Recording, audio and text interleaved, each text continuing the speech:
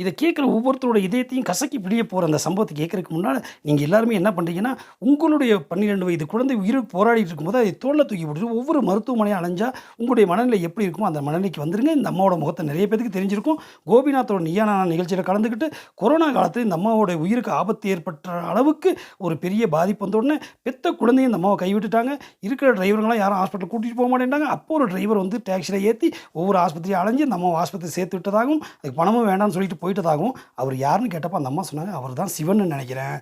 அவரு ஒரு முஸ்லீம் ஆனா" அப்படின்னு சொன்னாங்க. அதே மாதிரி இந்த பெண்மணி பேரு நிமிஷா. இந்த பெண்ணோட உயிர காப்பாத்துறதுக்கு பிரதமராலயே முடியல. ஆனா இந்த முஸ்லீம் உயிர காப்பாத்தி குடுத்தாரு. இப்போ யுபியில நடந்த இந்த சம்பவத்த பாருங்க. ராஜரிஷி தசரத மருத்துவக் கல்லூரி மருத்துவமனைக்கு இந்த முனீருங்கிற தந்தை, ஆரிஃப்ங்கிற பையன மூச்சு திணறாம தூக்கிட்டு போயிருக்காங்க. ஆனா, இவங்க முஸ்லீம்ங்கிற ஒரே காரணத்தினால இந்த மருத்துவக் கல்லூரியில அனுமதிக்காம, அடுத்த மருத்துவமனைக்கு தூக்கிட்டு போறதுக்குள்ள இந்த பையன் தோள்லயே விழுந்து இறந்துட்டான். இதுதானடா மனிதாபிமானம். அவங்க யாராவது உங்கள இந்துன்னு பார்த்தாங்களா? மனுஷனா தானே பார்த்தாங்க. நீங்க மட்டும் ஏன் இப்படி பார்க்குறீங்க?